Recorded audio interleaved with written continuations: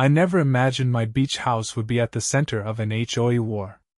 But when Karen Whittington demanded my keys, my actual house keys, I knew the peaceful retirement I'd planned was about to get complicated. I still remember the way she knocked on my door that Sunday morning. 3 sharp raps, like she was serving a warrant instead of introducing herself as the Harbor Dunes Homeowners Association president. "I assume you're Frank Lloyd?" Her eyes swept over my casual weekend attire with thinly veiled disapproval. "We need to discuss your security system." That was how it all began, a seemingly ordinary HOA complaint that would unravel into something far more sinister than I could have possibly imagined.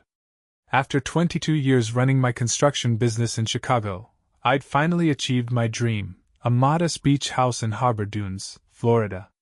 Nothing extravagant, just a 2-bedroom cottage with weathered blue siding and a deck overlooking the Gulf. It had cost me nearly every penny of my retirement savings, but waking up to that ocean view made it all worthwhile. I'd only owned the place for 3 months when Karen Whittington made her first appearance. At 50-something, she had that particular look of someone who'd spent decades perfecting the art of getting her way. Her blonde bob was expensively maintained, her tennis bracelet catching the morning sunlight as she handed me a folder thick with HOA regulations. "You installed security cameras without approval," she said, pointing toward the discrete cameras I'd mounted near my front door and back deck. "Section 12.4 clearly states that all exterior modifications require written approval." I kept my voice level despite my rising irritation. "I'm sorry, I must have missed that. They're small cameras for basic security. Is that really a problem?" Her thin smile didn't reach her eyes. "Rules are rules, Mr. Lloyd. You'll need to remove them immediately and submit a proper application." "I travel frequently," I explained. "The security system gives me peace of mind." "Then you should have thought about that before purchasing in a regulated community." She glanced past me into my living room, her gaze lingering on the boxes I still hadn't unpacked. "Harbor Dunes maintains certain standards. It's what keeps our property values high." I promised to look into the application process, hoping that would be the end of it. It wasn't. 2 days later, I received a formal violation notice with a $150 fine. The next day, another one for my wind chimes, unauthorized noise-making devices. By the end of the week, I'd accumulated $450 in fines for infractions I didn't even know existed. When I called to dispute the charges, the HOA office assistant, a pleasant woman named Stephanie, sounded genuinely apologetic. "Between us, Mr. Lloyd, you might want to just comply quickly," she whispered. "Mrs. Whittington can make things difficult." "How difficult?" I asked. "Let's just say there's a reason 3 houses on your street are currently for sale." That night, I met my neighbor Sam Gibson, a retired Navy veteran who lived 2 doors down. We chatted over beers on my non-regulation deck chairs, apparently another violation I hadn't been cited for yet. "Karen's been president for 6 years," Sam explained. "Used to be a reasonable community until her husband Dale made some bad investments. Now she runs this place like her personal kingdom. Can't someone else run for the position?" I asked. Sam chuckled. 3 people tried last year.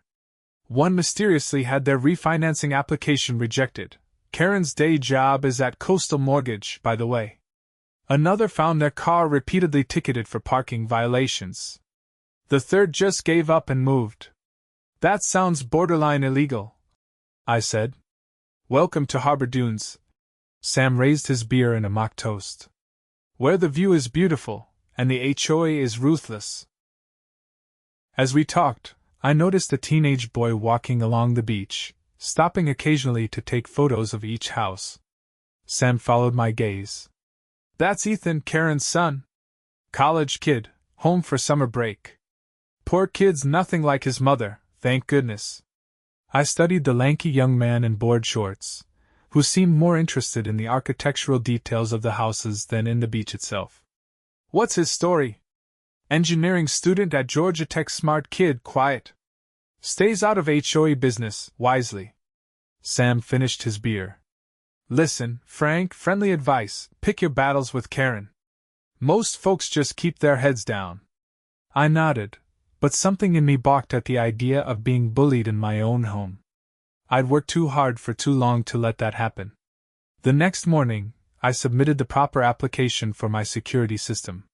The form required detailed specifications, photographs, and a $75 processing fee. I complied with everything, expecting that would resolve the issue. A week later, my application was denied. Aesthetically inconsistent with community standards, the rejection letter stated. No further explanation was provided. I resubmitted with a different camera model that was smaller and less obtrusive. Denied again. After the third rejection, I drove to the HOA office to speak with Karen directly. The small beachfront building housed not only the HOA administration but also several local businesses, including Coastal Mortgage, where Karen worked as a senior loan officer. Karen's assistant initially tried to block my unscheduled visit, but I politely insisted until Karen emerged from her office, clearly annoyed at the interruption. "Mr. Lloyd, we have a process for a reason," she said, arms crossed defensively. "I've followed your process 3 times," I replied. "I need to understand exactly what type of security system would be acceptable." Her smile was cold. "Perhaps none would be suitable for your particular property. Have you considered that Harbor Dunes might not be the right community for someone with your security concerns?" The implication was clear: comply or consider leaving. "I have no intention of selling," I said firmly. "And Florida state law protects homeowners' rights to install security systems." Something flashed in her eyes, surprise, perhaps, that I'd done my homework. "Laws can be interpreted many ways, Mr. Lloyd." She glanced at her watch. "Now, if you'll excuse me, I have a mortgage closing in 15 minutes.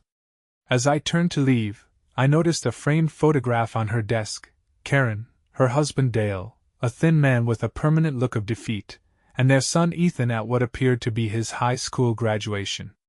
Karen's hand rested possessively on Ethan's shoulder. What I didn't know then was how that familial connection would soon become the center of my HOA nightmare.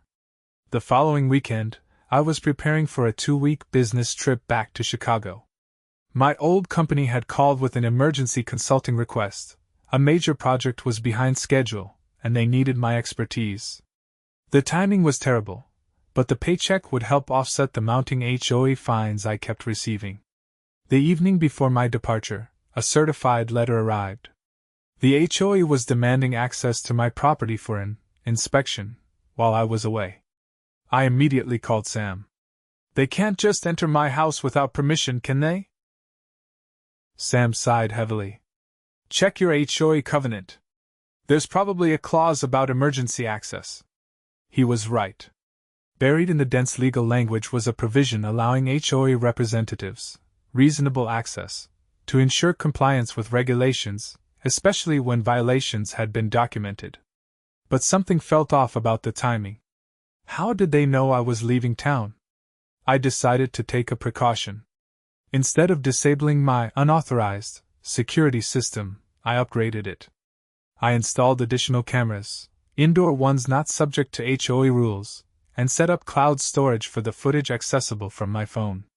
The morning of my departure, as I was loading my suitcase into my truck, Karen appeared on my driveway. "Mr. Lloyd, I understand you're traveling," she said, her tone falsely pleasant.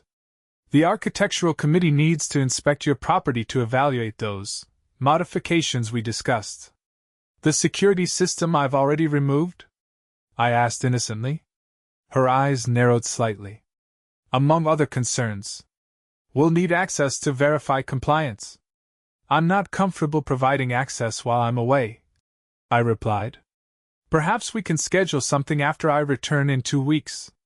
"That won't work for our timeline." She extended her hand.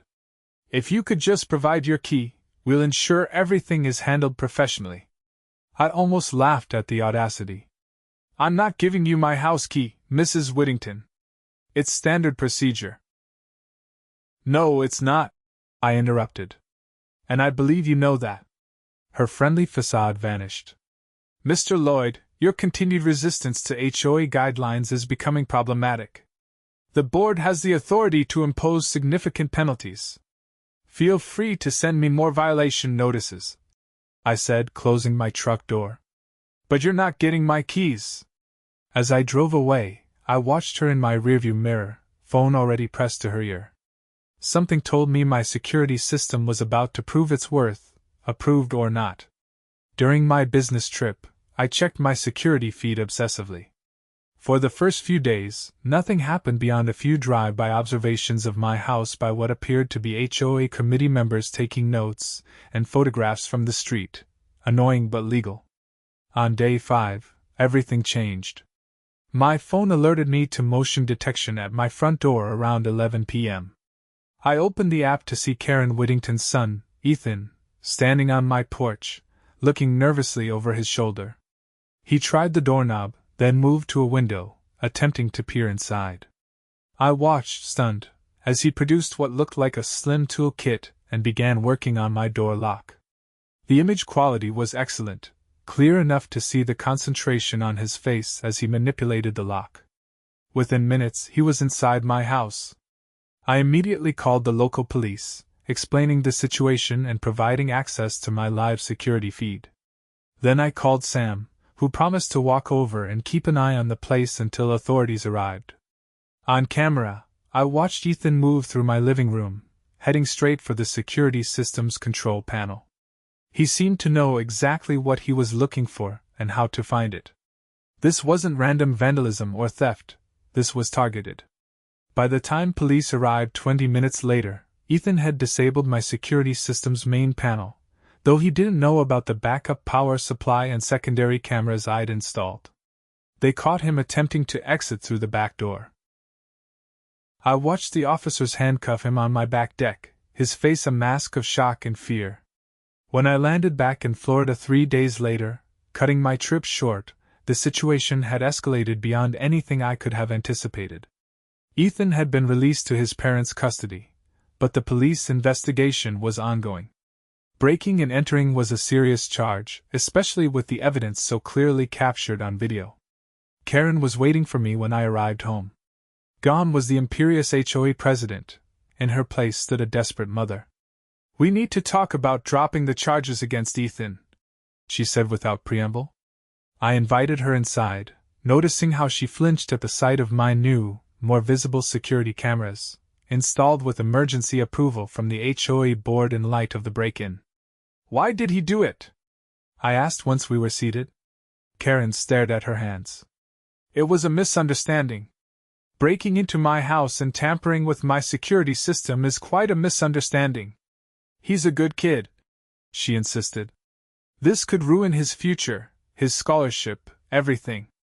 I'm more concerned about why he targeted my security system specifically," I pressed. "That seems oddly directed." Karen's composure cracked slightly. "What do you want? Money? We can pay for any damages." "I want the truth," I said simply. "Then we can discuss the charges." After several minutes of tense silence, Karen finally spoke. "The board has been having financial difficulties. Assessment fees haven't covered our expenses, and several major repairs are looming. What does that have to do with breaking into my house?" She looked away. "We've been implementing a solution. Several vacation properties in the community are rented through a management company that provides a percentage to the HOA. I began to see the picture. "Let me guess, your management company?" Her chin lifted defiantly. "Coastal Property Management. It's a legitimate business, and it benefits the community.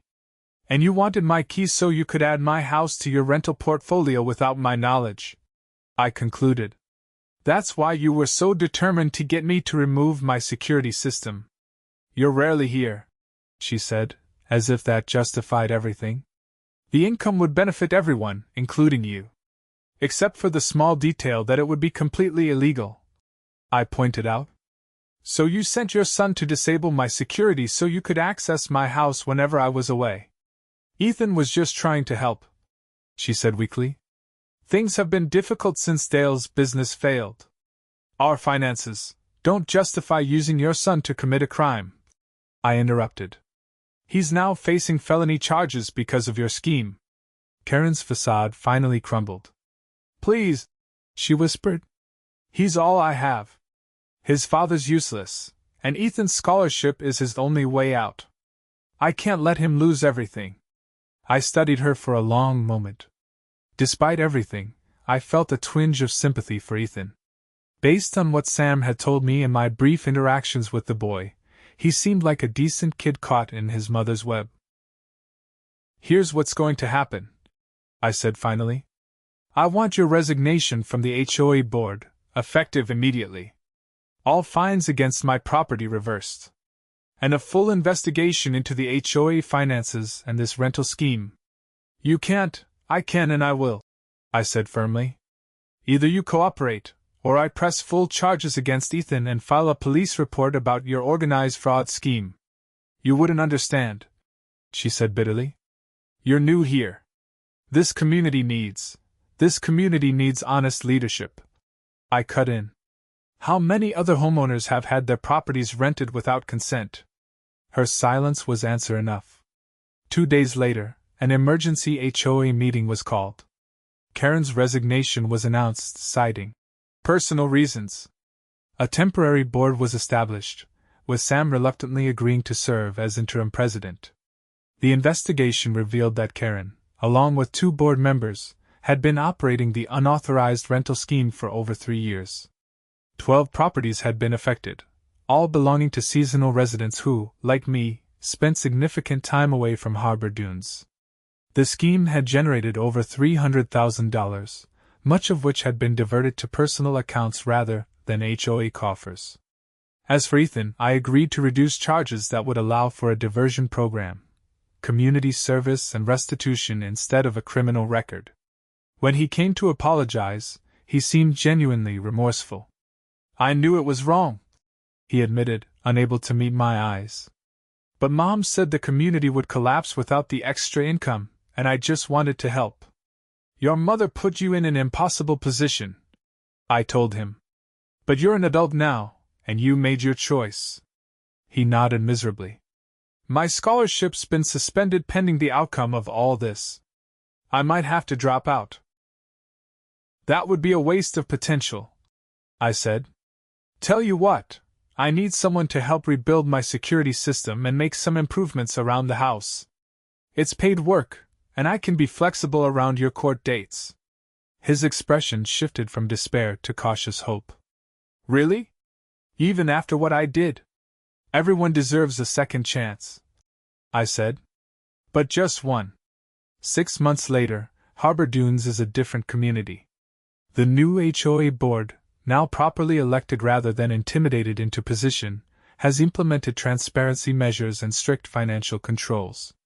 Karen, along with her co-conspirators, is facing charges for fraud and misappropriation of funds. Dale filed for divorce and moved to Tampa. Ethan worked for me all summer, proving himself to be skilled and reliable.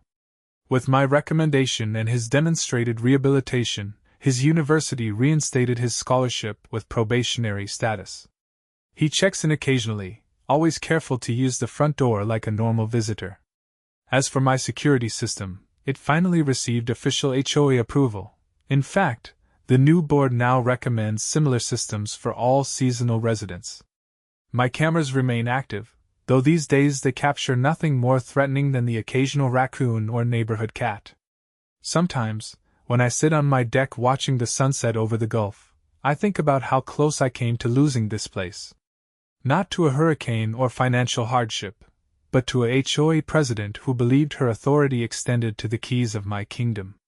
But mostly, I think about how this place finally feels like the home I worked my whole life to create, secure, peaceful, and most importantly, mine.